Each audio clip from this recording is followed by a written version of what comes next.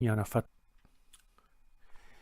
Radio Radicale, vogliamo proporvi come di consueto la seduta dell'Assemblea nazionale francese del 4 dicembre, quella dedicata alle interrogazioni al Presidente del Consiglio Édouard Philippe, seduta che è stata preceduta dall'annuncio dello stesso Édouard Philippe che in televisione dalla sede del governo, dall'Hotel de Matignon, ha fatto sapere che il governo ha sospeso l'aumento delle tasse sui carburanti per 6 mesi, ha congelato le tariffe di gas ed elettricità che non aumenteranno per tutto l'inverno. Si è trattato di un annuncio in televisione che tra l'altro vi proporremo prima di farvi vedere la seduta dell'Assemblea nazionale francese del 4 dicembre. Philippe ha così inteso venire incontro alle ragioni della protesta dei gilet gialli e ha sottolineato, annunciando queste misure, che sarebbe necessario essere sordi per non sentire la rabbia dei francesi e che nessuna tassa merita di mettere in pericolo l'unità della nazione. Philippe naturalmente ha detto questo dopo le proteste di sabato scorso, nel corso delle quali soprattutto Parigi è stata messa a ferro e fuoco, sono stati incendiati molti negozi, rotte parecchie vetrine, e queste proteste si stanno naturalmente facendo sentire sull'economia francese. Già il 3 dicembre, ricevendo diversi manager della grande distribuzione, il ministro dell'economia Le Maire aveva lanciato l'allarme evocando un impatto severo e continuo della crisi dei gilet gialli sull'economia e del commercio. Ricordiamo che il calo dei ricavi ha già colpito diversi settori strategici del paese. Dalla grande distribuzione la forchetta oscilla da un meno 15% a un meno 25% delle ultime 3 settimane. I negozi al dettaglio che perdono addirittura il 40%, alcuni mercati all'ingrosso perdono il 15%, ma anche il turismo e gli alberghi e la ristorazione ne hanno risentito, con perdite che vanno dal 20 al 50%. Una situazione grave di fronte alla quale l'Eliseo ha fatto calare il silenzio, ma naturalmente non per dissenso. Molti si chiedevano come avrebbe reagito Macron all'annuncio di Philippe, e Emmanuel Macron ha fatto sapere attraverso una fonte informale dell'Eliseo che non prevede di esprimersi in questo momento dopo l'intervento di Philippe in televisione, che ha annunciato appunto questi 3 provvedimenti che riguardano i carburanti, il gas e l'elettricità per cercare di contenere la crisi dei gilet gialli. Ha annunciato l'Eliseo, che ha fatto sapere che il presidente Macron accetta perfettamente quello che ha dichiarato il primo ministro, in questa fase non si esprimerà, ha indicato la stessa fonte. E nel corso della giornata di ieri anche l'Eliseo ha fatto la sua parte. Per la prima volta dall'inizio della protesta dei gilet gialli il presidente Macron ha ricevuto uno dei loro rappresentanti, Patrick de Pergla, detto GP. L'incontro di una ventina di minuti è avvenuto nel corso della mattinata, ha confermato nel pomeriggio l'Eliseo. La notizia arriva nel giorno quindi di questo annuncio di Philippe. Ricordiamo che GP era uno dei 2 gilet gialli che avevano incontrato Philippe la scorsa settimana, aveva chiesto di vedere Macron e gli ha consegnato una lettera che verrà poi pubblicata sulla sua pagina Facebook, 30 giorni per il popolo. L'apertura nei suoi confronti si è fatto notare da più parti, che è legata anche al profilo di GP, che si definisce pacifista. Ha osservato uno sciopero della fame di 11 giorni tra il 19 e il 30 novembre, che quindi non ha appoggiato le proteste violente di questi giorni. Le opposizioni naturalmente hanno criticato il comportamento del governo, in particolare Jean-Luc Mélenchon, ma poi vedremo anche le proteste dei repubblicani. Mélenchon della France Insoumise, della sinistra radicale, si è rivolto al primo ministro Philippe e a Macron, accusandoli di voler rimandare qualsiasi decisione definitiva sull'aumento delle tasse sui carburanti fino alle elezioni europee del prossimo anno. E qui ci spostiamo all'Assemblea nazionale francese, dove il dibattito è stato quasi interamente dedicato a questo tema, se non per alcune eccezioni, 2 o 3 interrogazioni che hanno riguardato altri temi. La seduta è stata interamente dedicata alla questione dell'ordine pubblico, al bilancio dello Stato e alle violenze su cui hanno dovuto far fronte le forze di polizia, la gendarmerie francese. A presiedere la seduta naturalmente il presidente Richard Ferrand. La seduta dell'Assemblea nazionale si è aperta con l'intervento di Marielle de Sarney dei Repubblicani, che si è rivolta al primo ministro Philippe, evocando la violenza dello scorso sabato, e che appunto ha riguardato il modo con cui le forze dell'ordine hanno, diciamo, subito questa violenza. Ma lo scontro più forte che abbiamo visto nel corso di questa seduta dell'Assemblea nazionale francese ha riguardato l'interrogazione che è stata presentata da Eric Woerth sul regime fiscale del paese. Eric Woerth è stato ministro del bilancio e ha criticato l'azione del governo sull'aumento delle tasse. Gli ha risposto il ministro del bilancio Gérald Darmanin, e qui c'è stato un confronto piuttosto duro tra i due esponenti politici rispetto alle politiche fiscali, alle politiche di bilancio. Darmanin ha risposto a Woerth chiedendo più umiltà, e ha chiamato le opposizioni a maggiore responsabilità, dicendo che se le opposizioni fossero state più responsabili il paese sarebbe stato in una condizione migliore. E questo è stato il momento di maggior tensione della seduta, perché ci sono stati sia i fischi della destra che dei repubblicani. Ma comunque non sono mancate naturalmente le critiche all'annuncio di Philippe. Per esempio Abad dei repubblicani ha chiesto la cancellazione e non la sospensione degli aumenti delle tasse, e questo ha provocato, naturalmente questa richiesta è stata accompagnata dai fischi contro il governo, in una seduta naturalmente ad alta tensione, nel corso della quale le opposizioni hanno risposto al governo giudicando non sufficiente la moratoria che è stata annunciata da Édouard Philippe, che ascolteremo nel suo annuncio, e poi lo vedremo di fronte all'Assemblea nazionale francese insieme agli altri ministri a affrontare le critiche dell'opposizione all'Assemblea nazionale francese. Buon ascolto e buona visione. Mes chers compatriotes, depuis plus de 3 semaines, des dizaines de milliers de Français expriment leur colère sur des ronds-points, sur des péages, près de zones commerciales ou dans les rues de nombreuses villes de France. Cette colère vient de loin. Elle a longtemps couvé, elle est souvent restée muette, par pudeur ou par fierté. Elle est aujourd'hui exprimée avec force et de façon collective. Cette colère, il faudrait être sourd ou aveugle pour ne pas la voir ni la entendre. Comme le président de la République, comme les parlementaires, cette colère, je l'entends et j'en mesure à la fois la réalité, la force et la gravité.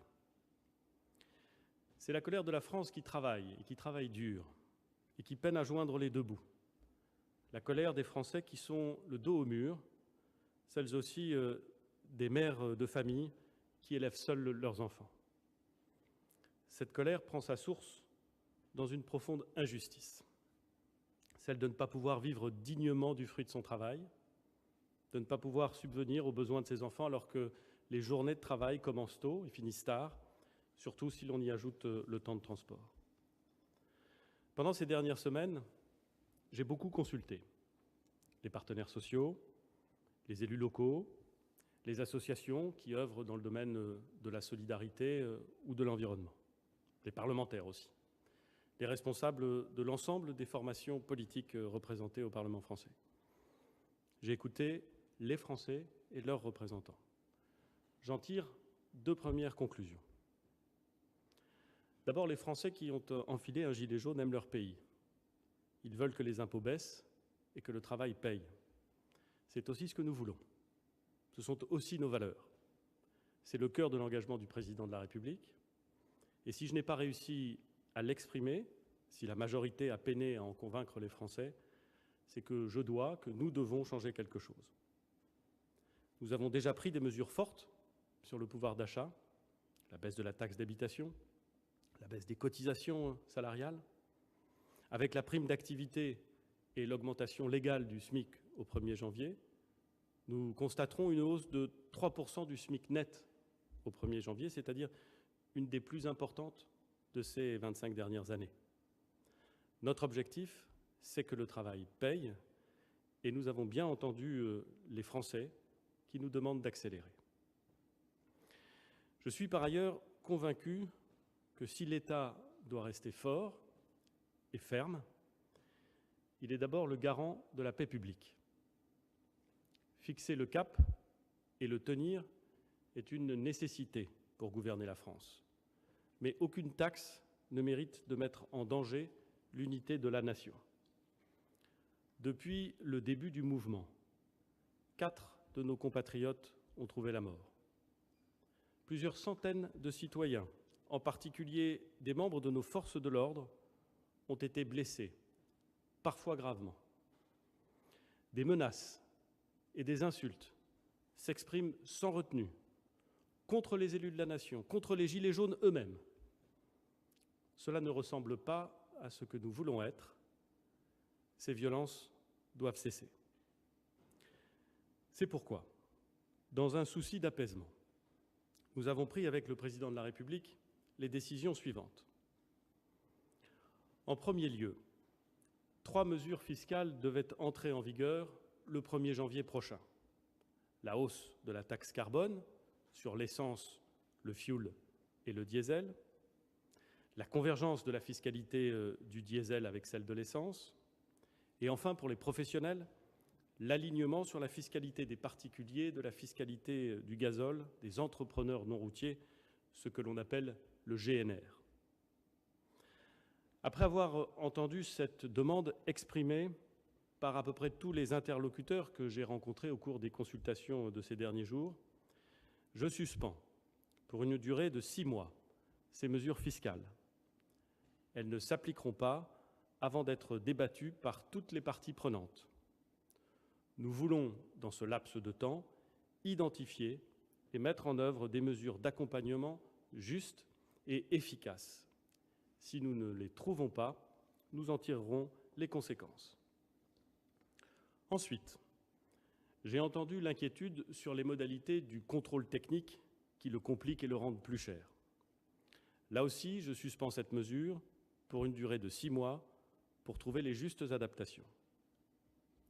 Enfin, les tarifs de l'électricité et du gaz, qui devaient augmenter en début d'année, n'augmenteront pas durant la concertation et donc pas durant l'hiver qui s'annonce.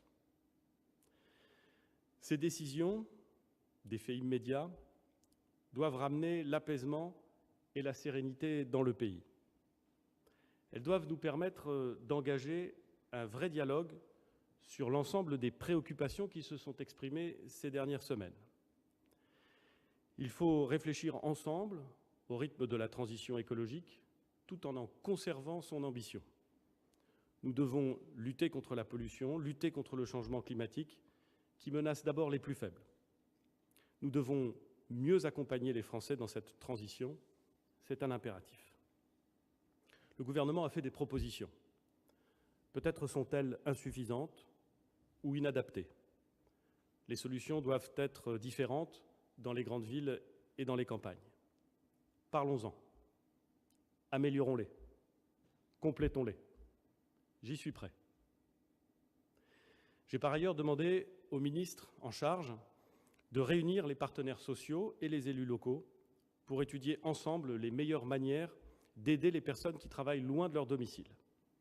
Réfléchissons à une meilleure prise en charge des transports, notamment hors des villes, par exemple sous la forme d'une prime mobilité. Mobilisons-nous avec les partenaires économiques pour investir plus vite dans le logement. Les partenaires économiques et sociaux sont prêts à se saisir de ces questions. Je leur fais confiance pour trouver avec les élus locaux des solutions qui amélioreront effectivement la vie quotidienne des Français. Enfin, je veux ouvrir un large débat sur les impôts et les dépenses publiques. Il faut plus de transparence sur les impôts en France. Nos impôts et taxes sont les plus élevés d'Europe. Notre système fiscal est terriblement complexe et il est souvent critiqué parce qu'il serait injuste. Discutons des modifications qu'il faut lui apporter et rappelons des règles claires. D'abord, si les événements de ces derniers jours ont démontré une chose, c'est que les Français ne veulent ni hausse d'impôts ni nouvelles taxes. Ensuite, si les impôts baissent, il faudra que les dépenses baissent, car nous ne voulons pas léguer des dettes à nos enfants. Ces dettes sont déjà considérables. Cela s'applique dès à présent pour la suspension des taxes que je viens de décider. Et nous devrons débattre du juste niveau du service public dans les territoires, et notamment les territoires ruraux, car ce que nous avons entendu, c'est une demande de plus de services publics, notamment dans les territoires qui ont été, au cours des dernières années, les plus affectés par cet appauvrissement de la présence des services publics. Cette concertation ne doit ressembler à aucune autre. Il y aura bien sûr un dialogue au niveau national, mais le débat doit aussi avoir lieu au plus près des Français, sur tous les territoires, dans leur diversité. Nous travaillons pour définir une organisation appropriée qui permette à tous les Français qui le souhaitent de s'exprimer, en mobilisant les institutions qui sont les lieux naturels de concertation, en mobilisant les organisations syndicales et patronales, les organisations non gouvernementales, les associations, les collectivités locales, je pense bien évidemment aux maires, les parlementaires bien entendu, en démultipliant les façons de participer avec des réunions locales, avec des conférences nationales thématiques, des sites internet et des débats filmés. Ce débat commencera dès le 15 décembre et il se terminera pour le 1er mars. Il devra déboucher sur des traductions concrètes dans la vie quotidienne de nos compatriotes. Un mot sur les manifestations. Tous les Français ont le droit de manifester. La liberté d'expression, la liberté de manifestation constituent en France des droits précieux, des libertés qui fondent notre pays. Mais tous les Français ont aussi droit à la sécurité, à circuler et à vivre normalement.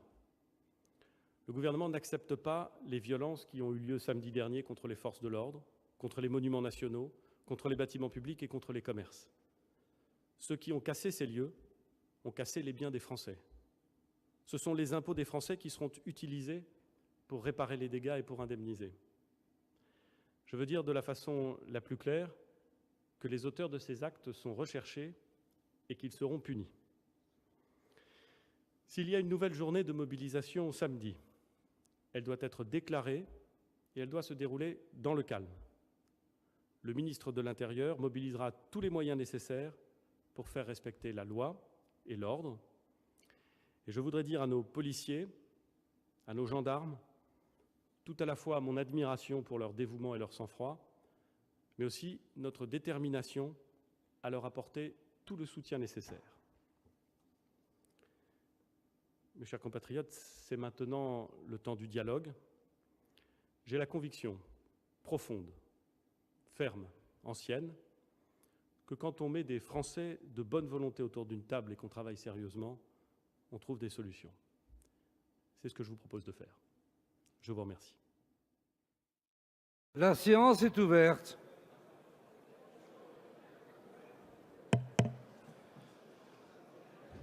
L'ordre du jour appelle les questions au gouvernement.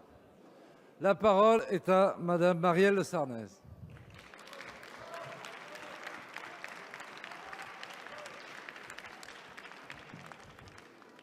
Monsieur le Premier ministre, Continuez, chers collègues. Monsieur le Premier ministre, la France est bouleversée, en colère pour certains, profondément inquiète pour tous. Les Français veulent des réponses. Ils veulent d'abord le retour de l'ordre républicain, ne plus jamais revoir les violences et les scènes de guerre civile, en plein cœur de notre capitale, dans les lieux les plus symboliques de notre histoire.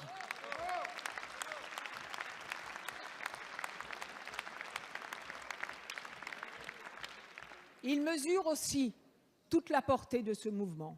C'est un mouvement de toutes les fractures. La fracture est sociale. Elle touche aux conditions de vie, aux revenus du travail, au salaire, à la fiscalité. C'est aussi une fracture démocratique. Une partie importante du pays ne se sent ni prise en compte, ni représentée. Le mouvement de protestation s'étend. L'économie française se fragilise. Les commerçants, artisans, salariés sont touchés. Mais, surtout, l'unité et la cohésion sociale du pays sont mises à mal. Il y a donc une urgence absolue à agir. Vous avez annoncé la suspension des hausses de taxes. Il fallait, à l'évidence, ce geste d'apaisement, ce geste d'ouverture. Mais au-delà,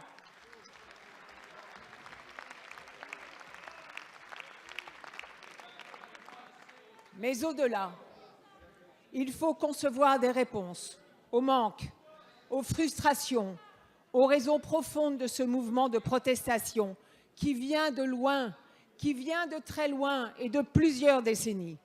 Il faut y répondre sur le fond et dans la durée. En vérité, il faut réécrire le contrat social et civique, définir ensemble les buts que notre nation se fixe en matière d'équité fiscale, en matière de justice pour les territoires, en matière d'organisation des pouvoirs et d'organisation de l'État et de transition écologique. Monsieur le Premier ministre, la représentation nationale veut vous entendre sur les orientations que le gouvernement entend mettre en œuvre pour retrouver la paix civile et rendre au pays... La parole est à Monsieur le Premier ministre.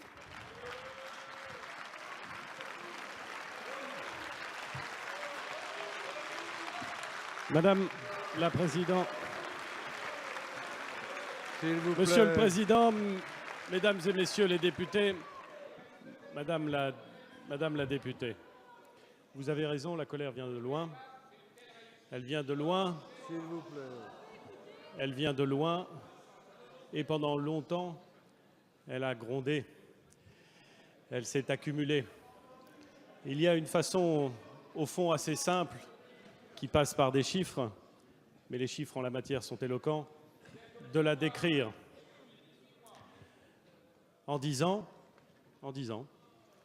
le pouvoir d'achat a baissé continuellement, les impôts ont augmenté continuellement et la dette publique a pris 35 points de PIB. Et je ne m'en satisfais pas, Madame la députée.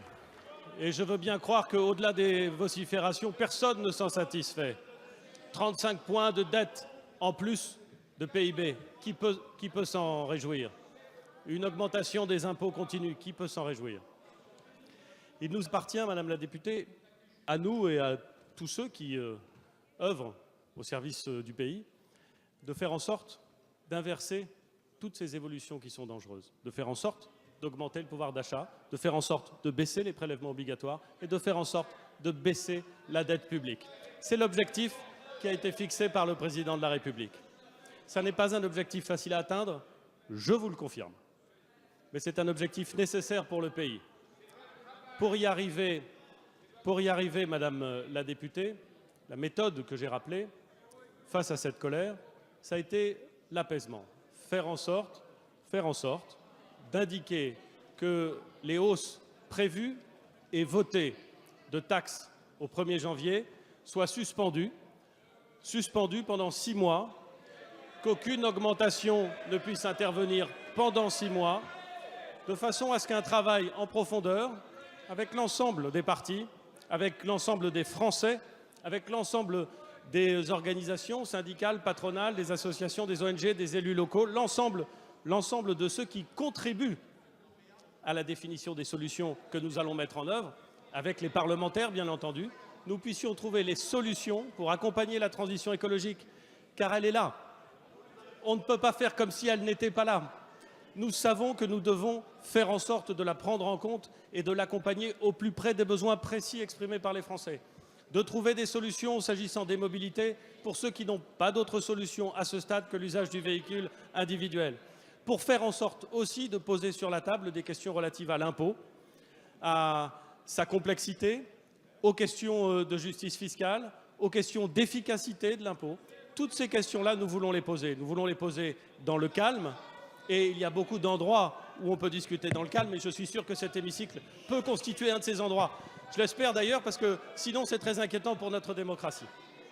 Vous avez évoqué, Madame la députée, les questions relatives à l'ordre public. Et je sais que nous aurons au cours de cet après-midi de questions l'occasion d'y revenir.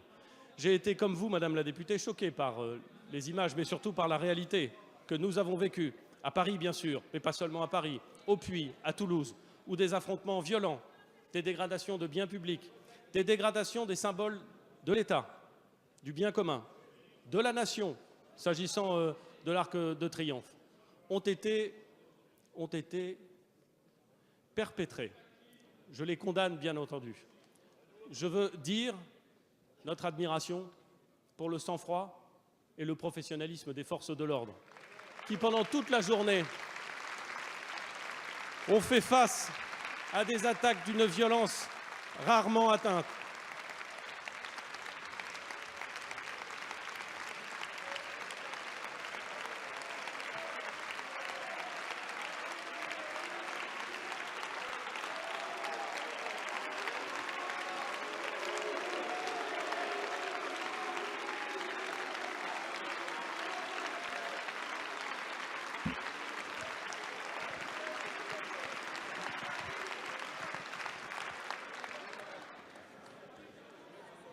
Madame la députée, le débat démocratique est vif.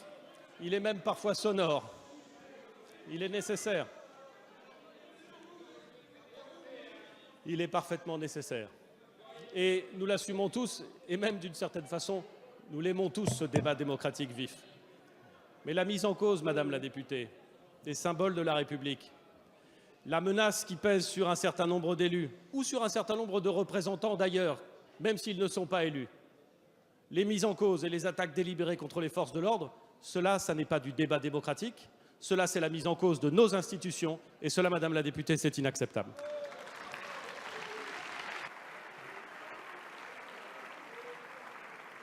Merci, Monsieur le Premier ministre. La parole est à Monsieur Damien Abad.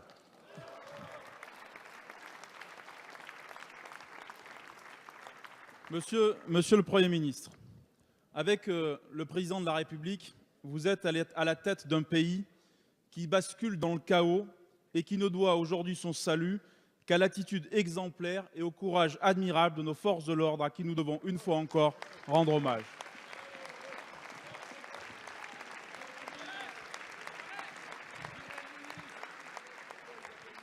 Depuis le début du mouvement des Gilets jaunes, Monsieur le Premier ministre, vous êtes tétanisé. Tétanisé par un mouvement que vous avez souvent sous-estimé, parfois caricaturé et toujours méprisé. Si votre seule réponse, Monsieur le Premier ministre, c'est le report des taxes Macron sur les carburants, c'est que vous n'avez toujours pas pris conscience de la gravité de la situation. Vos annonces d'aujourd'hui condamnent les Français à un sursis de quelques mois.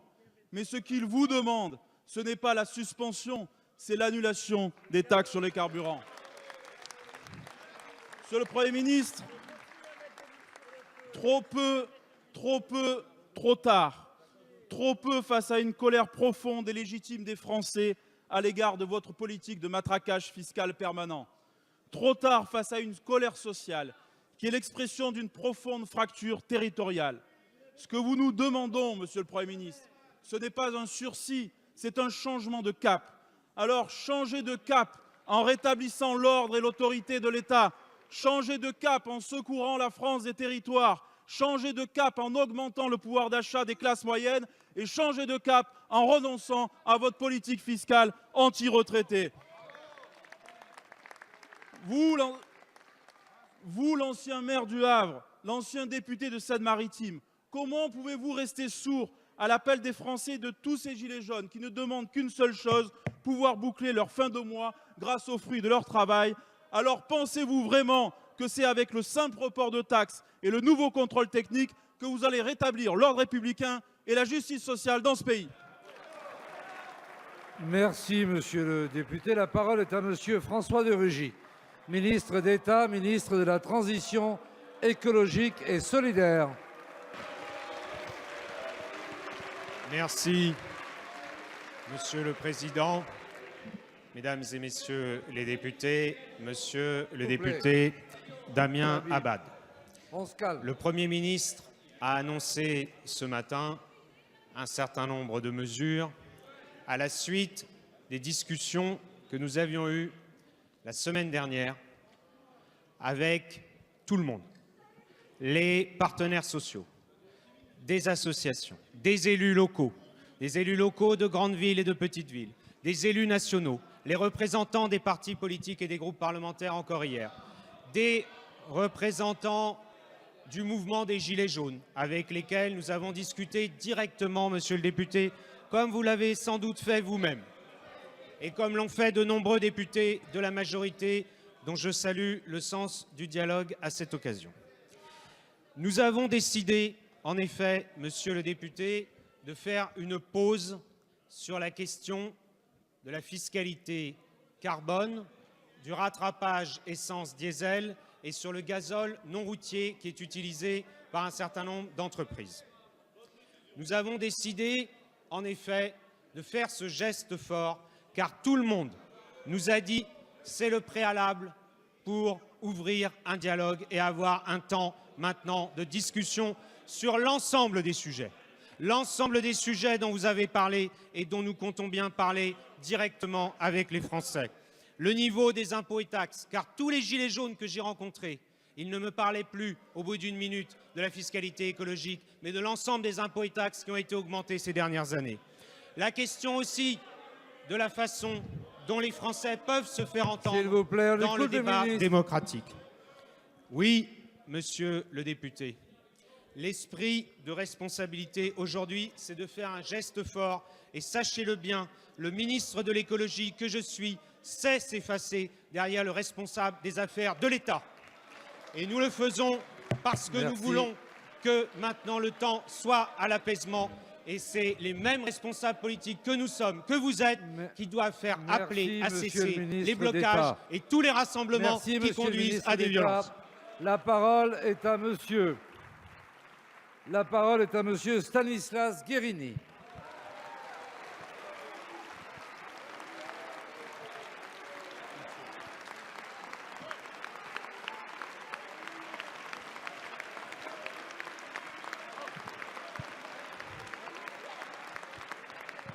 Merci, Monsieur le Président. Ma question s'adresse à Monsieur le Premier ministre. Monsieur le Premier ministre, depuis 3 semaines, de nombreux Français nous adressent un cri de colère. Cette colère, elle ne vient pas de nulle part. Elle est le résultat de 30 années de renoncement politique et de petits ajustements. 30 années que nous voyons des destins empêchés. 30 années que le travail ne paye pas. 30 années que notre société est sclérosée. Nous avons vu ce week-end des Français qui se battaient contre des Français. Un peu de silence. Ces violences ont stupéfait le pays. Vous avez, Monsieur le Premier ministre, annoncé des mesures qui constituent un véritable geste d'apaisement. Vous avez pensé à protéger les Français, à apaiser le pays et à créer les conditions pour permettre une concertation où des sujets cruciaux pour l'avenir de notre pays devront être abordés. Monsieur le Premier ministre, vous auriez pu réfléchir en politicien, vous avez agi en homme d'État. Et vous vous distinguez de ceux qui, sur ces bancs ou en dehors, soufflent sur les braises de la contestation avec autant de cynisme que d'irresponsabilité. D'irresponsabilité, car là où ils pensent affaiblir notre majorité, ils attaquent la démocratie.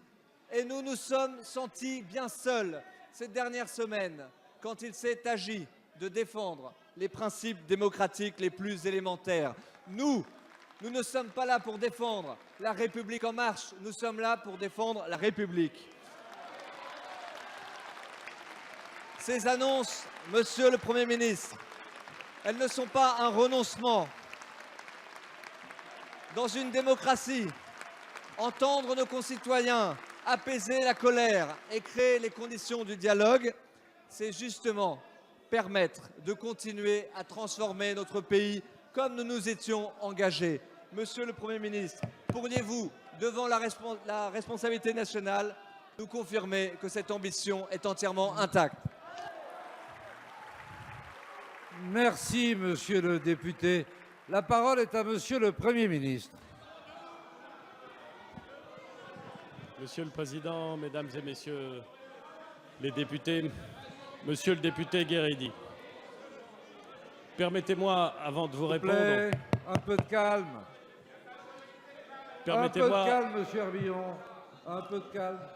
Permettez-moi, avant de vous répondre, Monsieur le député, comme je l'ai fait la semaine dernière ou il y a 2 semaines pour Monsieur le député Roussel lorsqu'il a accédé aux fonctions éminentes dans son parti politique, de vous féliciter pour les fonctions auxquelles vous êtes désormais en charge dans votre formation politique.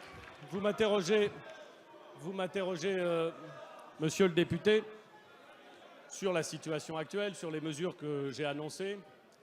Je me permets de faire remarquer, Monsieur le député, que j'ai indiqué à l'ensemble des responsables politiques, présidents de groupe, présidents de formation politique représentés à l'Assemblée nationale ou au Sénat, que mercredi, demain, nous aurions, après la séance de questions au gouvernement, un débat. Un débat qui permettra d'évoquer les mesures que j'ai annoncées et la situation politique de notre pays. Ce débat, il sera suivi d'un vote.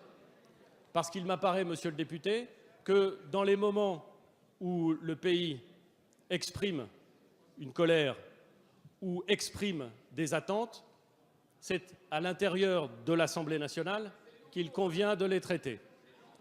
C'est la raison pour laquelle, demain après-midi, un débat sera organisé à l'Assemblée nationale, suivi d'un vote. Vous interrogez le gouvernement sur l'ambition qui est la sienne et sur la façon dont nous atteindrons les objectifs qui ont été fixés par le Président de la République. Et j'avais l'occasion de dire il y a encore quelques instants que la diminution des prélèvements obligatoires, la diminution de la dette publique, l'amélioration des comptes publics, l'accroissement de la compétitivité de l'économie française, la réduction du chômage étaient des objectifs qui avaient été fixés par le Président de la République. Et ce n'étaient pas simplement des objectifs qui étaient fixés au moment de la campagne présidentielle et au moment de la campagne législative, mais c'était bien des engagements sur le fond, des instruments qui étaient prévus. Et ces instruments, ils ont été mis en œuvre par la majorité. Je comprends que ça surprenne, mais je trouve ça assez logique, pour vous dire la vérité, Monsieur le député. Ces engagements, je le dis, ils seront tenus. L'ambition est évidemment d'obtenir les résultats qui nous ont été demandés par le Président de la République.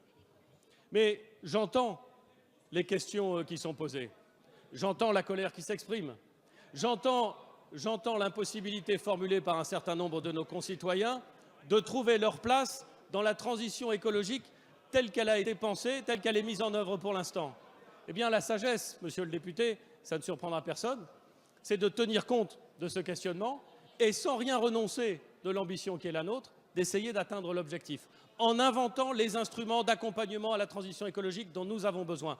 Ce sera l'objet du grand débat, non pas le débat parlementaire qui se tiendra demain, mais le grand débat national qui sera organisé jusqu'à la mi-mars et que nous voulons précis, exprimer en fonction des territoires, de façon à trouver les solutions concrètes qui accompagneront nos concitoyens dans un phénomène qui est là. On peut critiquer la taxe carbone, on peut trouver qu'on va trop vite, on peut trouver qu'on va trop lentement, mais la transition écologique, elle est là. Alors autant la prendre au sérieux, et essayer de trouver les bonnes solutions pour la mettre en œuvre. Merci, Monsieur le Premier ministre. La parole est à Monsieur le Président Jean-Christophe Lagarde. Merci, Monsieur le Président. Monsieur le Premier ministre, il y a 3 semaines que nous vous interrogeons, question d'actualité après question d'actualité, pour vous demander de renoncer à la hausse des taxes qui pèsent sur le carburant et sur les énergies.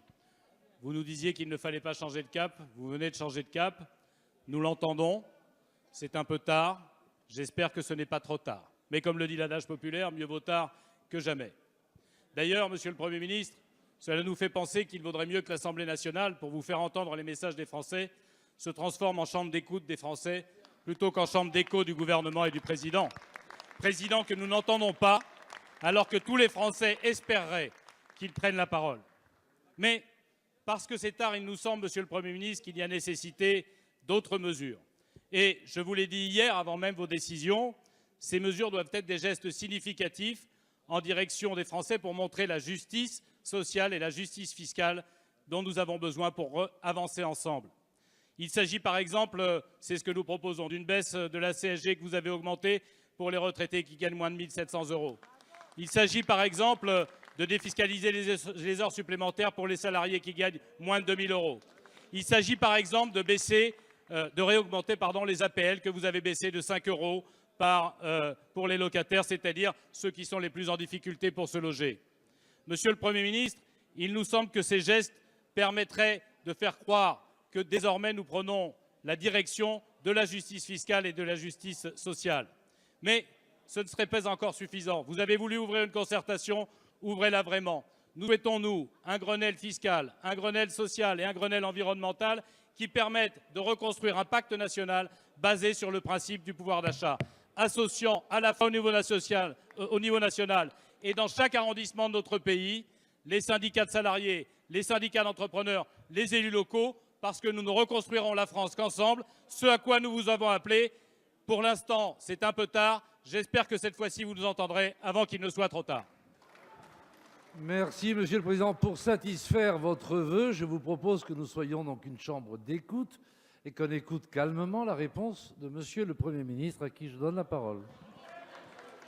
Monsieur le Président, Mesdames et Messieurs les députés, Monsieur le Président Lagarde, vous avez évoqué un certain nombre de pistes, je vous en remercie, car il est toujours préférable de parler de solutions. J'observe, Monsieur le Président, mais c'était probablement parce que, pris par le temps imparti pour poser la question, vous n'avez pas pu aller complètement au bout de votre pensée, que vous nous avez proposé beaucoup de baisses de recettes et beaucoup d'augmentations de dépenses. Et je me permets d'indiquer, Monsieur le Président, que si toutes ces pistes sont intéressantes, nous ne devons pas perdre de vue ce que vous savez comme moi et ce dont je crois que vous êtes un fervent partisan, le principe d'une non-augmentation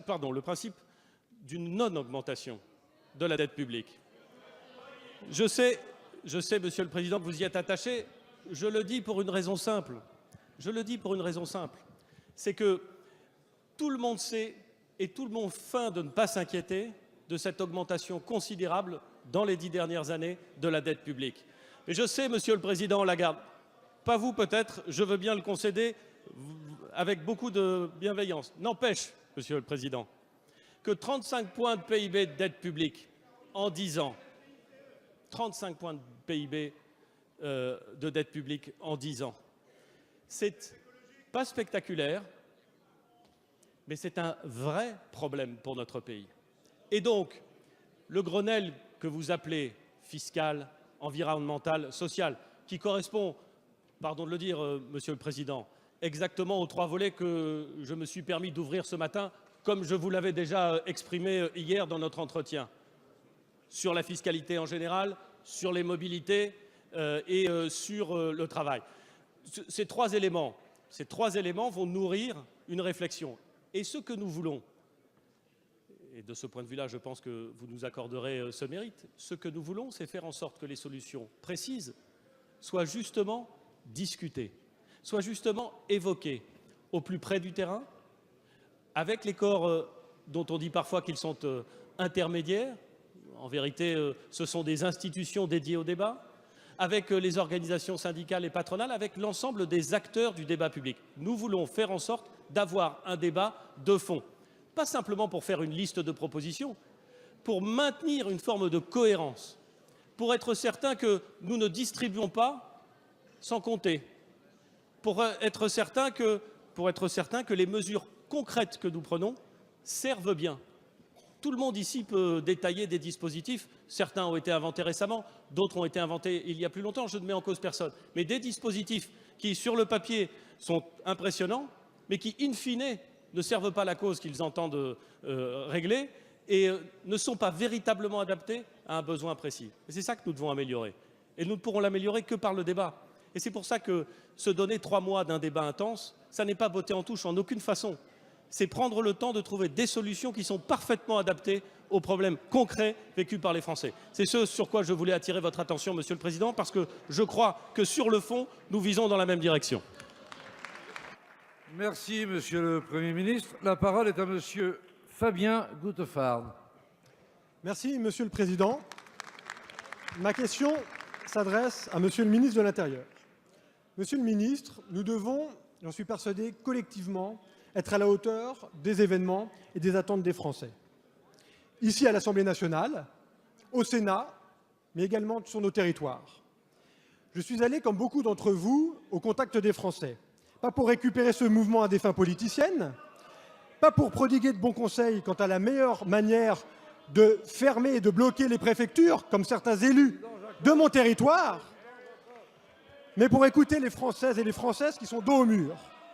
Ils aspirent à manifester librement leur colère et leur souffrance, et nous devons assurer la sécurité des citoyens dans l'expression de cette colère.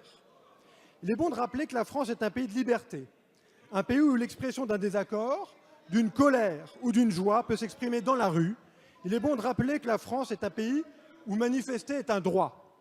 Ce à quoi nous avons assisté ce samedi, ce à quoi nous assistons depuis plusieurs semaines, ces scènes de violence dans le monde réel et dans le monde virtuel des réseaux sociaux ne sont pas acceptables. Chacun et chacune doit retrouver la raison. Et pour ce faire, encore faut-il que le mouvement des Gilets jaunes, et à travers lui ses représentants, empruntent le chemin de la démocratie représentative. Il est inadmissible que nombre d'entre eux aient indiqué à plusieurs reprises subir des menaces dès lors qu'ils participaient avec le gouvernement à l'ouverture de négociations. C'est le respect même de notre civilité commune et de notre état de droit qui sont remis en cause. Il est également inadmissible que le droit de manifester, garanti par notre droit fondamental, soit pris en otage par des individus qui ne souhaitent qu'une chose, casser l'Arc de Triomphe, symbole du lien entre l'armée et la nation, casser ce qui rappelle la grandeur de notre histoire, casser les symboles de la République. Dès lors, Monsieur le ministre, pouvez-vous nous indiquer comment ces droits fondamentaux ont été garantis ces derniers jours et comment ils le seront dans les jours à venir? Je vous remercie. Merci, Monsieur le député. La parole est à Monsieur Christophe Castaner, ministre de l'Intérieur. Merci, Monsieur le Président. Mesdames, Messieurs les députés, Monsieur le député, ce matin, je recevais les différentes organisations syndicales engagées et qui représentaient ces femmes, ces hommes qui, depuis 18 jours, sont mobilisés à un niveau maximum de leur capacité, à cette volonté, au fond, de toujours être digne de ce qu'ils représentent et garantir les libertés publiques. Ce matin, l'un des responsables me disait la chose suivante. Nous avons lutté face à des gens qui n'ont pas de limite. Nous avons une limite, la démocratie. Et c'est effectivement face à des gens qui, depuis plusieurs jours, ont totalement radicalisé leur comportement, face à des gens qui considèrent qu'il n'y a pas de limite et que l'objectif, c'est d'empêcher, de piller, de brûler, de blesser et même de tuer nos forces de l'ordre. Face à ces gens, il nous faut effectivement cette mobilisation maximum. Nous le faisons, nous la renforcerons encore dans les jours qui viennent, chaque fois que c'est nécessaire et partout où c'est nécessaire. Parce qu'évidemment, nous avons en tête ces images épouvantables, ces atteintes à l'ordre public, ces atteintes aux symboles de la République sur Paris. Mais il est vrai que, par exemple, au Puy-en-Velay, on a attaqué une préfecture, on a mis le feu à une préfecture alors que des agents étaient à l'intérieur et on a empêché les sapeurs-pompiers d'intervenir pour éteindre l'incendie. Il nous faut sur ces sujets se mobiliser sans cesse. Et c'est ce que font nos forces de l'ordre. Face à des attaques inédites, organisées, beaucoup plus violentes que ce que nous avons connu, nous devons agir. Et nous le faisons à chaque instant. Mais nous le faisons d'abord et toujours en assurant la sécurité de ceux qui manifestent. C'est ce que nous faisons depuis le matin du 17 novembre, où il n'y a pas un rond-point de France où nos forces de l'ordre ne se sont pas engagées pour apporter secours, sécurité, protection et assistance. Et c'est ainsi que nous le ferons. Mais nous serons extrêmement fermes avec celles et ceux qui viendront, s'ils devaient venir samedi, pour casser non seulement des forces de l'ordre, mais aussi les valeurs de la République. Merci, Monsieur le ministre. La parole est à Madame Caroline Fiat. Monsieur le Premier ministre, les Gilets jaunes vous ont forcé à changer d'attitude. Bravo, bravo à elles et à eux pour leur mobilisation soutenue par 80% de la population. Depuis plus de 3 semaines, les Françaises et les Français, ces invisibles, ces riens, ces réfractaires, ces fainéants, ont dû porter un gilet jaune pour qu'enfin vous les voyiez et les entendiez. Ils sont montés sur la table des puissants et n'en redescendront pas tant que vous n'entendrez pas raison. C'est un encouragement à poursuivre la mobilisation, car de toute évidence, vous n'avez toujours pas compris. Vos annonces, c'est du bricolage, un enfumage qui reporte à après les élections européennes une hausse de taxes pas encore appliquée. Vous vous moquez du monde. Le peuple ne vous demande pas de reporter, mais de céder. Vous n'avez pas eu besoin de 6 mois de réflexion pour baisser les APL ou supprimer l'ISF.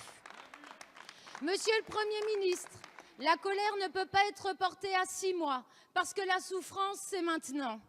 Et c'est maintenant que l'Assemblée nationale doit débattre et voter le budget. C'est dans ce budget que vous accélérez la même politique injuste, antisociale, anti-écologique, déconnectée des réalités de la majorité des Français au bénéfice des ultra-riches. Bref, tout ce qui a déclenché la légitime colère des Gilets jaunes. Alors, Monsieur le Premier ministre, allez-vous, oui ou non, dans ce budget rétablir l'ISF? Cela ramènerait 4 milliards dans les caisses. Allez-vous, oui ou non, augmenter le SMIC et les pensions de retraite? Cela permettrait immédiatement de lutter contre la vie chère. Entendez le cri d'un peuple digne et fier qui n'en peut plus que vous le méprisiez. Cédez ou partez. Merci, chers collègues. La parole est à Monsieur François de Rugy, ministre d'État, ministre de la Transition écologique et solidaire. Merci, Monsieur le Président, Mesdames et Messieurs les députés, Madame la députée Caroline Fiat. Oui, nous assumons de faire un geste fort qui est une pause dans l'augmentation de la taxe carbone, du rattrapage essence diesel, 2 sujets sur lesquels votre mouvement politique s'est toujours battu, mais nous assumons qu'à un moment donné, pour faire retomber la tension, il faille faire un geste fort. Et donc c'est fait en toute clarté. Le Premier ministre l'a présenté ce matin, ainsi que sur le gazole non routier. Et nous mettrons à profit ces 6 mois pour discuter de tous les sujets. Car il y a bien d'autres sujets que l'accompagnement de la transformation écologique. Il y a bien d'autres sujets sur le niveau des impôts et taxes. Et Madame Fiat, je crois que votre mouvement politique a en la matière des choses à dire aux Gilets jaunes, car je me souviens que dans la campagne présidentielle, quand le programme de M. Mélenchon a été analysé, c'était 100 milliards de taxes en plus qui étaient contenus dans ce programme. J'espère que vous l'avez dit à ceux avec qui vous êtes allés manifester. Mais, Madame Fiat, je voudrais dire une chose simple. Nous assumons notre responsabilité et je crois que dans cette période, chacun doit assumer sa responsabilité. Notre responsabilité, c'est celle de prendre des mesures, de prendre des décisions. Nous le faisons. La responsabilité de tous les démocrates et les républicains, c'est de tout faire pour que maintenant les violences cessent. Madame Fiat, vous n'avez pas eu un mot dans votre question pour condamner ces violences. Vous n'avez pas eu un mot pour soutenir les forces de police et de sécurité, pour les commerçants, pour les habitants qui ont subi ces violences et ces dégradations. Alors oui, maintenant la responsabilité de toutes et de tous, maintenant qu'un geste fort a été fait, c'est de faire en sorte que le calme revienne, que les manifestations violentes cessent. Merci, Monsieur le ministre.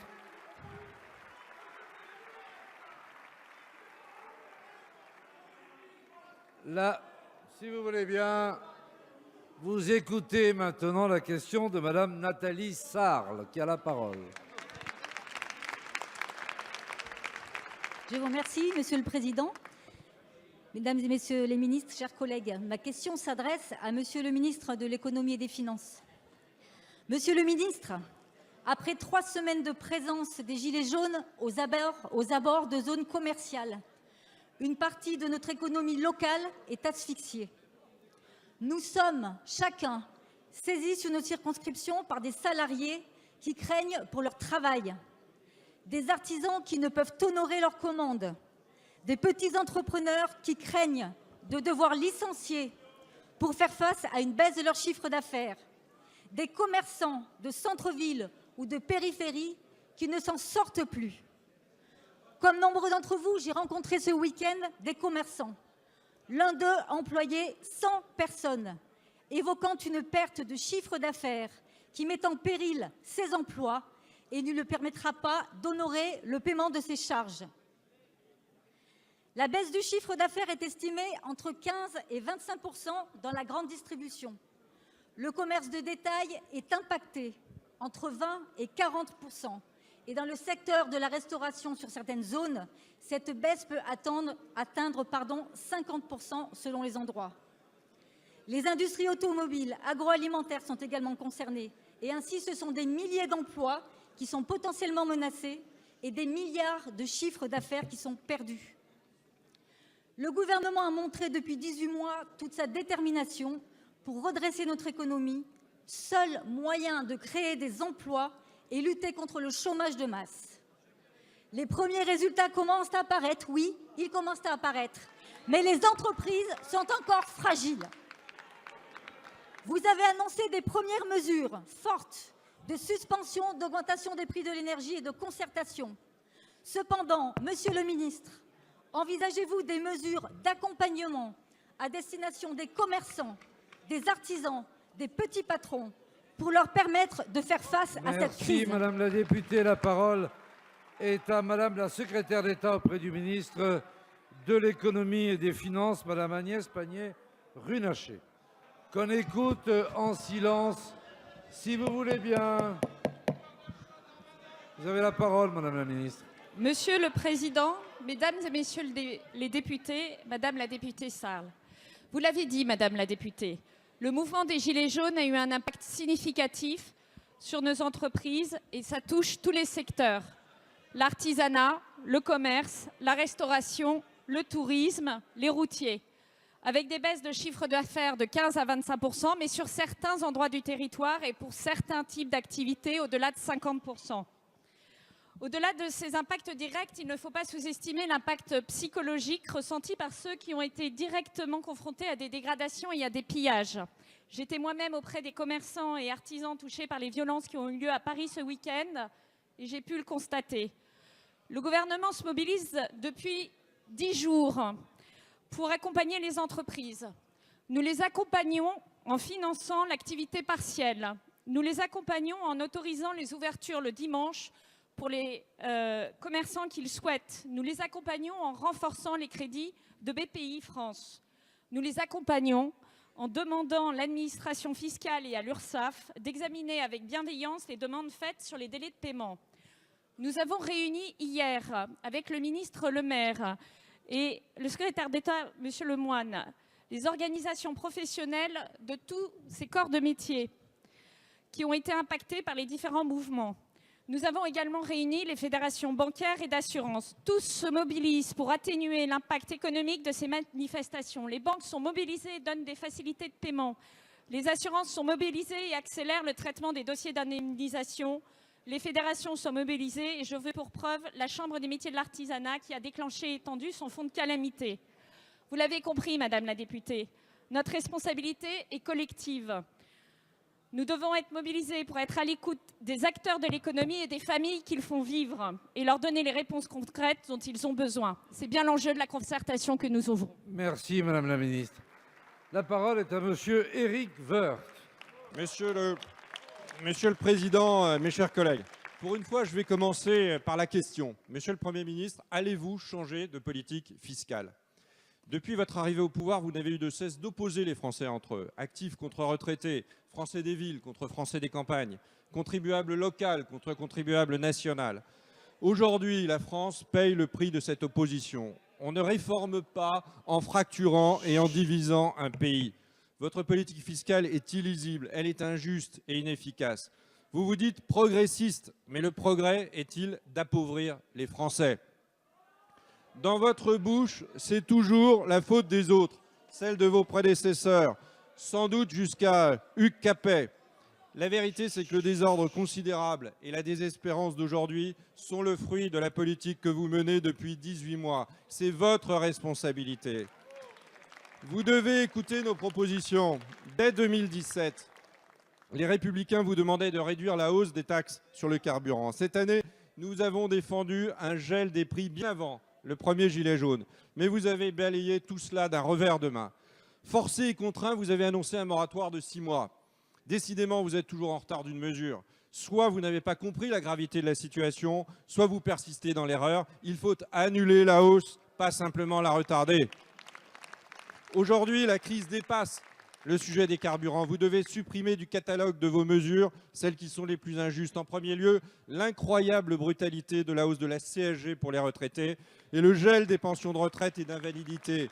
Mais ne vous y trompez pas, le vrai pouvoir d'achat durable passe par l'augmentation des salaires, pas par une hausse du SMIC qui conduirait à plus de chômage et de pauvreté, mais grâce à la vigueur économique de nos entreprises. Et vous n'avez engagé aucune réforme sur ce sujet. Monsieur le Premier ministre, vous n'êtes pas en train de réformer le pays, vous êtes en train de le brutaliser. Quand allez-vous changer de politique et de méthode ? Merci, monsieur le député. La parole est à monsieur Gérald Darmanin, ministre de l'Action et des Comptes publics.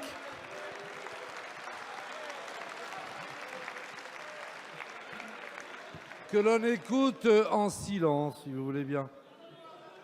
Monsieur le Président, Mesdames et Messieurs les députés, Monsieur le Président Woerth, vous avez sans doute raison, le gouvernement et la majorité doivent davantage écouter, peut-être montrer plus d'humilité et peut-être aussi les oppositions plus de responsabilité. Et s'il y avait plus d'humilité d'un côté et plus de responsabilité de l'autre, c'est-à-dire pas dire, Monsieur le Président, avec beaucoup de respect que j'ai pour vous, des choses quand on est dans l'opposition et d'autres choses quand on est dans la majorité, sans doute le pays s'en porterait mieux. Monsieur le Président Woerth, malheureusement, on peut entendre la baisse de la fiscalité que vous souhaitez. Vous êtes manifestement croyant mais pas pratiquant dans l'écoute.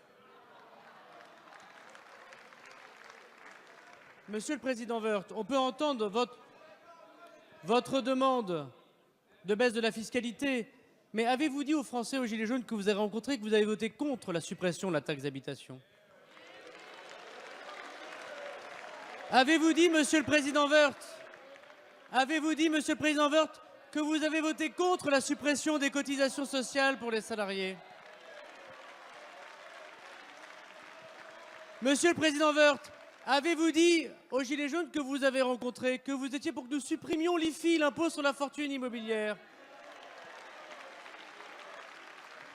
Alors, Monsieur le Président Woerth, nous pouvons partager, et vous savez que je partage avec vous, la volonté de baisser la fiscalité encore plus.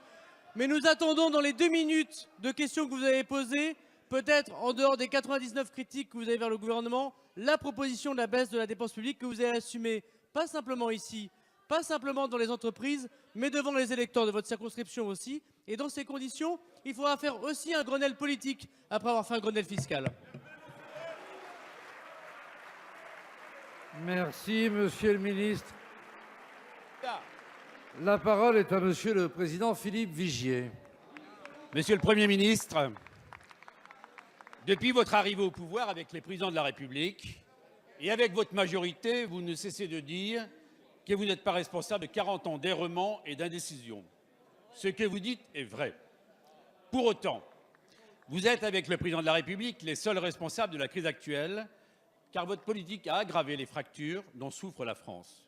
Oui, cette crise a éclaté parce que votre politique économique et sociale est déséquilibrée et qu'elle a laissé de côté les plus fragiles. Oui, cette crise fait rage parce que vous avez confié des décisions à la technostructure parisienne et affaibli les territoires au moment où les Français demandaient plus de protection et plus de proximité. Oui, cette crise est brutale, car c'est une réponse à une forme d'arrogance et de mépris d'un pouvoir qui a humilié ceux qui souffrent. Pour répondre à la désespérance et à la colère des Gilets jaunes, vous venez d'annoncer plusieurs mesures. Notre groupe les soutient, que ce soit le moratoire sur les taxes pesant sur les carburants ou l'énergie, ou sur le contrôle technique. Mais vous le savez, il fallait aller plus vite, et maintenant, il vous faut aller plus loin. Vous devez, Monsieur le Premier ministre, prendre des mesures concrètes et immédiates. La recentralisation a échoué. Écoutez enfin les élus qui sont en prise directe avec les difficultés quotidiennes de leurs concitoyens. Cela passe par un arrêt immédiat des fermetures des services publics dans les territoires. Il faut également un geste fort, et je vous l'ai dit hier soir dans votre bureau, pour redonner du pouvoir d'achat à ceux qui n'y arrivent plus. Je pense aux retraités modestes dont il faut indexer les retraites sur le montant de l'inflation.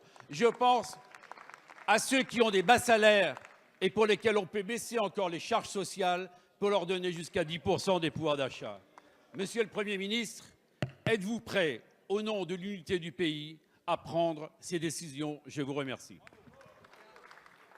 Merci, Monsieur le Président. La parole est à Monsieur le Premier ministre. Monsieur le Président, Mesdames et Messieurs les députés, Monsieur le Président Vigier, hier, comme tous les autres présidents des groupes parlementaires et les présidents des formations politiques, nous avons eu le plaisir de nous retrouver à Matignon pour évoquer à la fois les mesures d'apaisement que j'évoquais, que j'ai détaillées ce matin, et les grands éléments d'organisation du débat à venir qui doit nous permettre de trouver, en matière de transition écologique, de mobilité et de fiscalité, les mesures concrètes qui permettront d'accompagner les Français et qui permettent de répondre aux interrogations qui ont été formulées par les Gilets jaunes. Vous avez l'honnêteté intellectuelle de reconnaître que la colère qui s'exprime, et je peux parfaitement en assumer ma part de responsabilité, je ne fais pas partie de ceux qui essaient d'éviter quoi que ce soit en la matière. Mais vous avez eu l'honnêteté de reconnaître, Monsieur le Président, que l'accumulation avait été ancienne en matière de mesures qui venaient impacter les Français. Vous évoquez la fermeture des services publics. J'ai en mémoire des mesures qui avaient sans doute fait l'objet d'une concertation approfondie, par exemple en matière de réorganisation de la carte judiciaire. Je me souviens de la façon dont ça avait été conduit, il y a longtemps. Hein. Ça n'avait pas été peut-être... Enfin bon, vous voyez très bien ce que je veux dire, car je pense que vous vous en souvenez parfaitement. Et... Non, mais je tiens à le dire, parce que ça s'inscrit parfaitement dans le sens de ce qu'a dit Monsieur Vigier. Mais je vois que ça gêne à ma droite. Ça me désole. Ça me désole parce que, voyez-vous, c'est exactement ce que disait Monsieur Darmanin. On ne sortira jamais la France de l'ornière si on n'accepte pas de dire les choses de façon nuancée et précise. Quand je dis, Monsieur le Président Vigier, que cette colère vient de loin et que la responsabilité est ancienne, je ne dis pas, Monsieur Vigier, que la responsabilité repose seulement sur les autres. Je dis juste que nous ne nous en sortirons pas si nous pensons qu'on est forcément découpé de toute responsabilité dès lors qu'on arrive dans l'opposition et assommé de toutes les responsabilités quand on est au gouvernement. La réalité est plus complexe, elle est plus nuancée, je le dis en sachant que la nuance n'est malheureusement pas et la précision ne sont malheureusement pas les valeurs les plus en vogue dans le débat public aujourd'hui. En tout état de cause, Monsieur le Président, l'objectif qui a été fixé par le Président de la République, et vous évoquez la question de l'organisation des services publics sur le territoire, ça donnera lieu à des mesures, à des annonces dans le cadre du projet de transformation de la fonction publique qui sera étudié dans le premier semestre 2019. L'objectif, qui a d'ailleurs été rappelé par Gérald Darmanin, c'est de veiller à mettre un terme à cette évolution, et pardon de le dire, mesdames et messieurs, ancienne, qui a consisté à concentrer au niveau régional les fonctions publiques de l'État. Qui peut nier que depuis 10 ans, c'est un phénomène que nous ne constaterions pas? Tout le monde le sait. Et d'ailleurs, j'observe que pour une fois, ce constat semble partagé. Ce mouvement de concentration régionale a été constaté depuis 10 ans, et en vérité d'ailleurs depuis même bien plus longtemps que 10 ans. Ce que nous allons essayer de faire dans la réorganisation des services publics de l'État, exactement comme Gérald Darmanin l'a rappelé dans le ministère dont il a la charge, c'est de faire en sorte de remettre et de replacer, grâce au numérique, grâce à une nouvelle organisation, des agents publics au niveau infrarégional et en vérité au niveau infradépartemental. C'est notre objectif. Ça n'est pas facile, car ça se fait sous une contrainte de dépenses publiques que j'assume et que j'aimerais que tout le monde comprenne bien. Mais nous allons dans cette direction, parce que nous pensons que c'est une demande légitime des territoires ruraux, des sous-préfectures, d'une partie de la France qui, depuis longtemps, Monsieur le Président, a vu ses fonctions se concentrer, soit au niveau parisien, soit au niveau régional. C'est le sens des mesures que nous allons bientôt annoncer. Merci, Monsieur le Premier ministre. La parole est à Monsieur Olivier Véran. Je suis indépendant, j'ai travaillé toute l'année et pourtant ce mois-ci, je n'ai pas réussi à me verser de salaire. Ce sont les mots de Jérémy Clément, gilet jaune, que j'ai rencontré hier. J'ai été touché par sa détresse, car c'est aussi la détresse de milliers de Français qui n'arrivent pas à boucler leur fin de mois, et c'est pour eux, d'ailleurs, que nous travaillons. Tous les Jérémy Clément ne sont pas des indépendants. Ils peuvent être salariés, voire sans emploi. Nous sommes collectivement, tous ici, en devoir d'apporter une solution à chacun, et personne ne peut se targuer d'avoir jusqu'ici réussi dans cette mission. Nous avons commencé. J'ai pu répondre à Marc, 42 ans, ouvrier dans une usine pétrochimique, salarié au SMIC, et qui, malgré ses 3 heures supplémentaires chaque semaine, a du mal à joindre les deux bouts. J'ai pu lui répondre qu'avec les mesures que nous avons adoptées depuis le début du mandat, il percevra demain 800 € net de plus par an. C'est la hausse de la prime d'activité, c'est la suppression des cotisations sociales et c'est la désocialisation des heures supplémentaires. J'ai pu répondre à Sandra, 38 ans, mère célibataire de 2 enfants, dont le cadet est en cours de diagnostic pour un probable autisme. Elle a dû quitter son travail pour s'en occuper et souhaiterait le reprendre mais n'a pas les moyens de recruter une nounou à temps plein. J'ai pu lui répondre que désormais, elle aura 140 € de plus par mois pour faire garder son enfant grâce à l'augmentation du complément de mode de garde et qu'elle n'aura plus à avancer un seul euro pour le diagnostic et les soins de son fils. Répondre à Marc, répondre à Sandra, c'est apporter des réponses à des situations individuelles de vie difficile. C'est le sens de la solidarité nationale. Mais nous ne devons pas oublier d'apporter une réponse collective pour ceux qui contribuent à cette solidarité. Je pense ici à Jérémy Clément et à tous ceux qui attendent de notre part que nous les aidions aussi dans leur quotidien. Madame la secrétaire d'État, pouvez-vous nous apporter de la lisibilité et nous rappeler en quoi le budget de la sécurité sociale contribue à cet objectif? Merci, Monsieur le député. La parole est à Madame Christelle Dubos, secrétaire d'État auprès de la ministre des Solidarités et de la Santé. Merci, Monsieur le Président, Mesdames et Messieurs les députés, Monsieur le député Olivier Véran. Oui, vous avez raison, nous n'avons pas à cacher ce que vous avez voté hier soir, ici même, à l'Assemblée nationale, dans le budget de la Sécurité sociale. Oui, vous avez voté l'ouverture des droits nouveaux. D'abord pour les familles, car nous défendons une politique familiale efficace et attentive.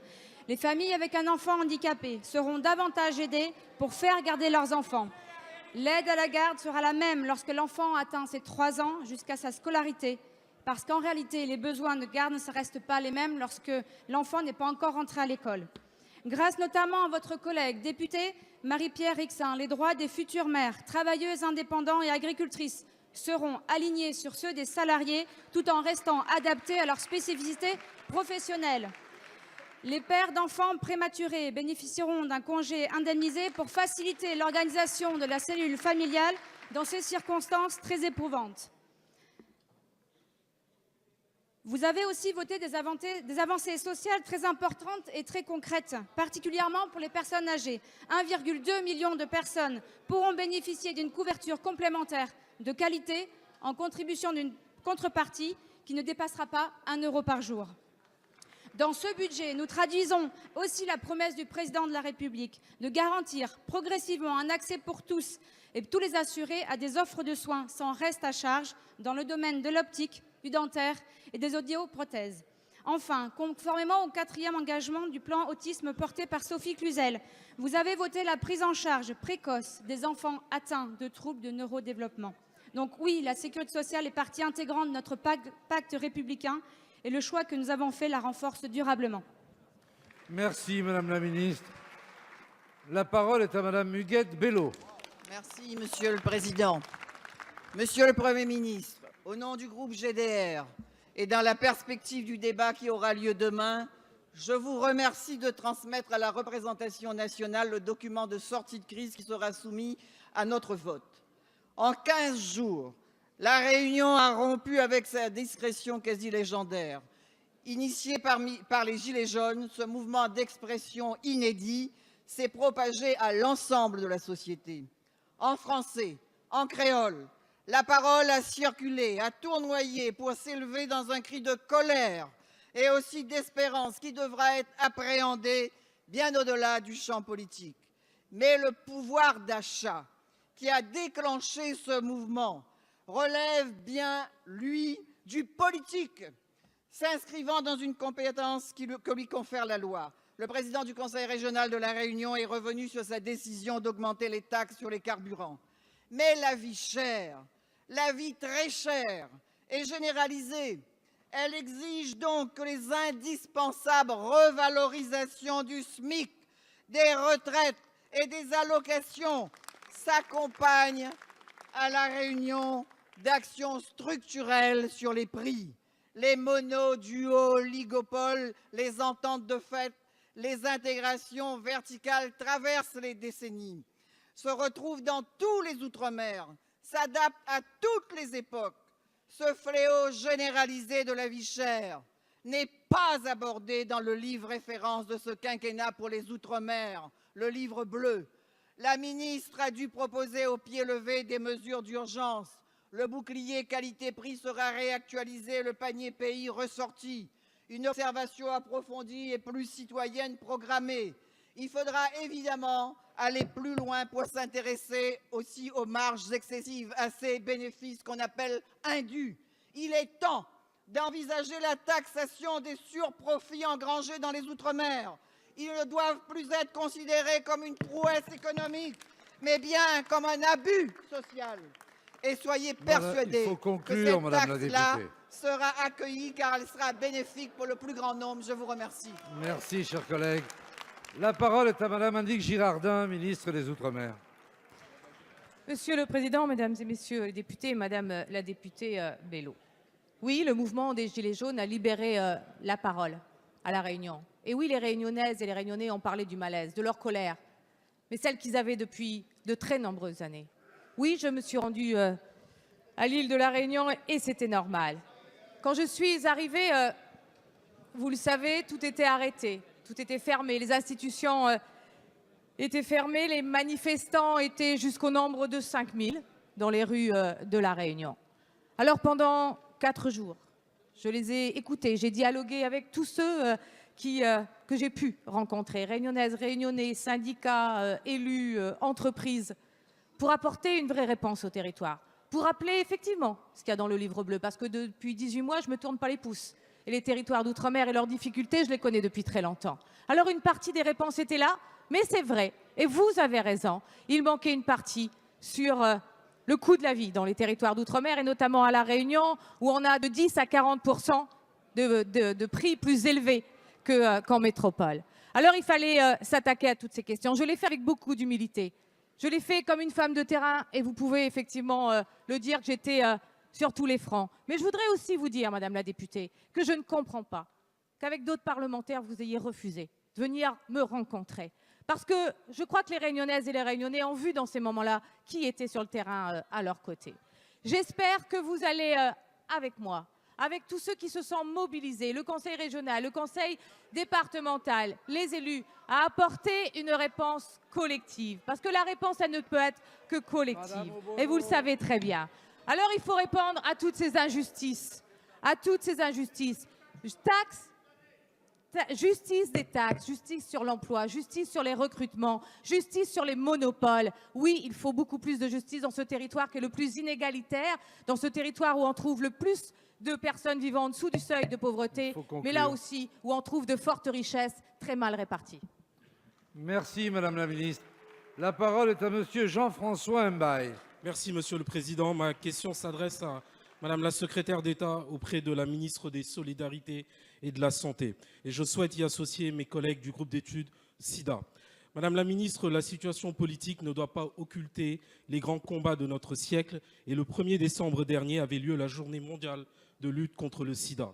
Si cet événement confirme la constance de la mobilisation internationale, il vient également nous rappeler à regret que le sida sévit toujours. En 2017, on estimait à environ 37 millions le nombre de personnes vivant avec le sida et à 2 millions le nombre de nouvelles contaminations à l'échelle de la planète. En France, ce sont 6 000 personnes qui ont découvert qu'elles étaient porteuses du VIH en 2016. Nous ne pouvons nous satisfaire de ces chiffres alors même que l'éradication de l'épidémie est à portée de nos mains. L'absence de vaccins doit nous inciter à investir sans relâche dans la recherche. Néanmoins, les moyens dont nous disposons tant en matière de dépistage que de prévention nous permettent d'ores et déjà de contenir l'épidémie. Je souhaite ici relever l'initiative de Mme Buzyn visant à mettre en place le remboursement de certains préservatifs. Toute action permettant d'inciter au recours à ce moyen de prévention dont l'efficacité n'est plus à démontrer demeure la bienvenue. Pour autant, d'autres méthodes de prévention prometteuses gagneraient à être davantage mises en lumière. C'est le cas de la prophylaxie ou du traitement comme prévention qui ont démontré leur potentiel.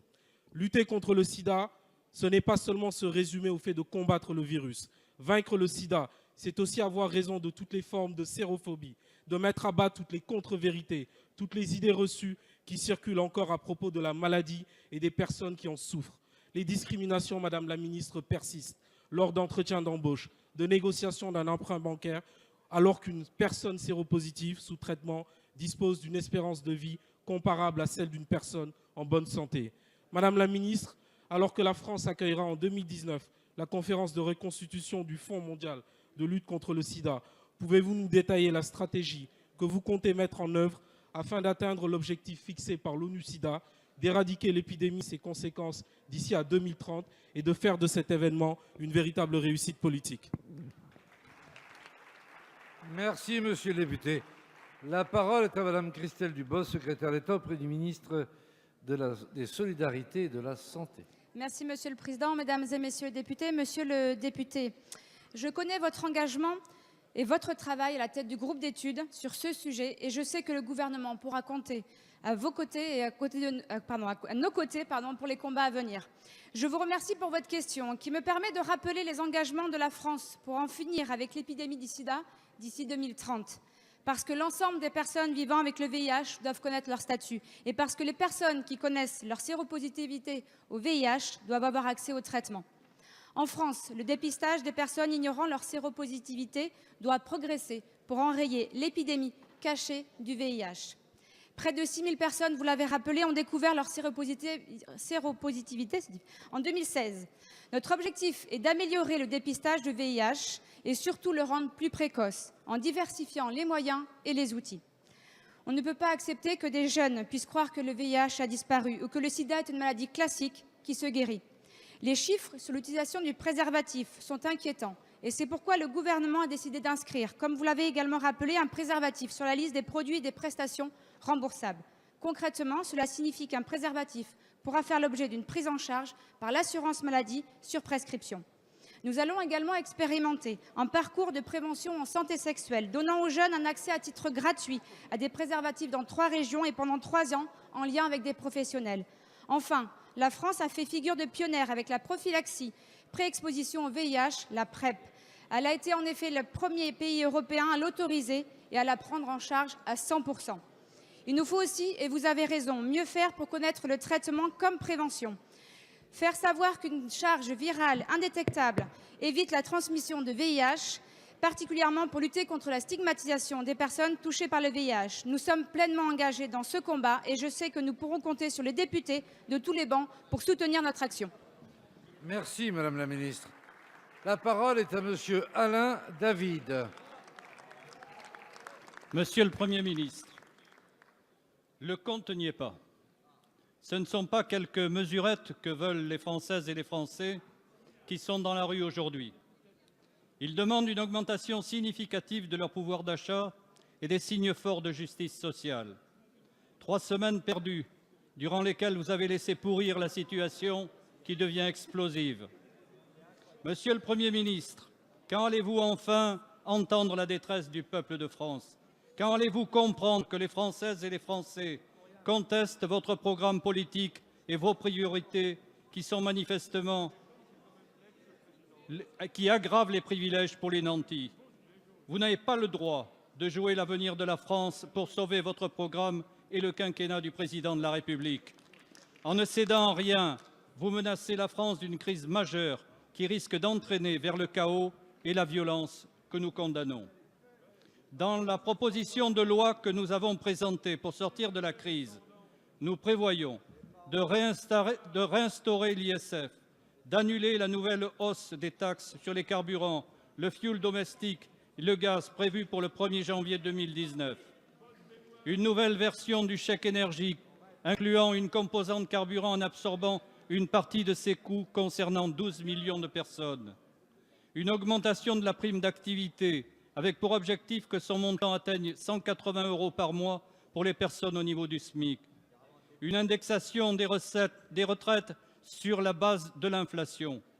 Une limitation de la hausse de la CSG aux seules pensions supérieures à 3 000 € par mois pour un retraité célibataire.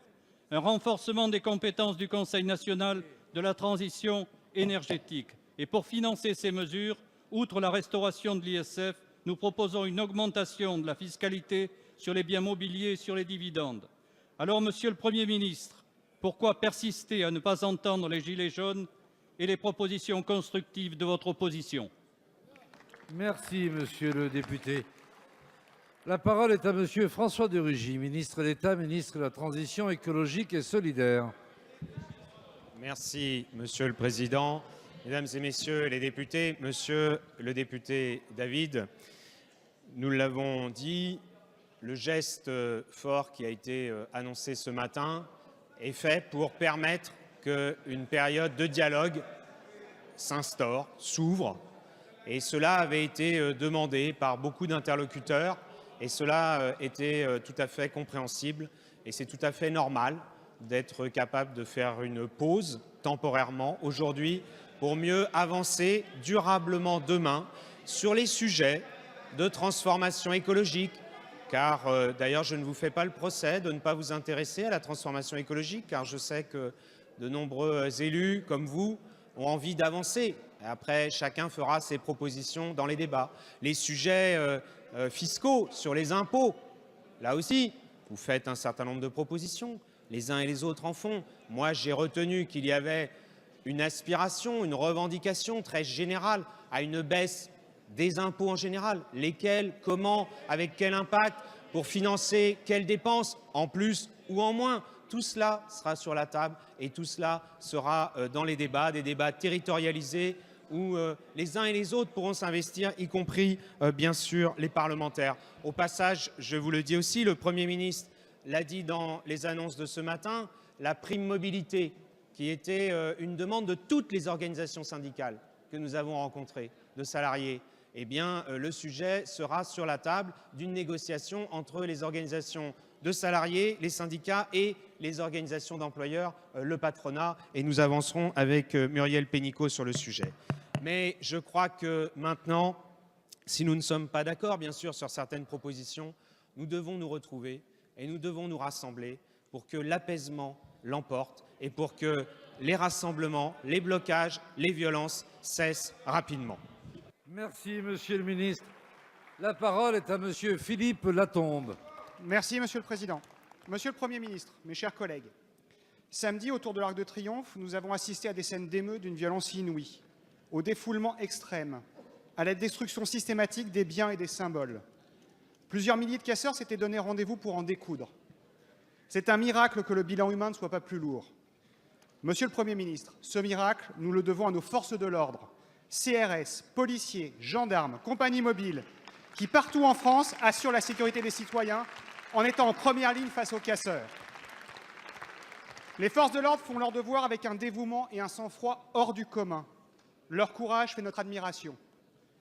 Ce n'est pas parce qu'un mur tient qu'il ne faut pas s'interroger sur sa solidité. Depuis plusieurs années maintenant, les forces de l'ordre sont mobilisées en continu pour assurer la sécurisation des manifestations, des lieux publics, des bâtiments, rendant les conditions d'exercice de leur métier très difficiles. Le manque de moyens en matériel et en hommes fait que nous sommes contraints aujourd'hui de tirer sur la machine pour assurer.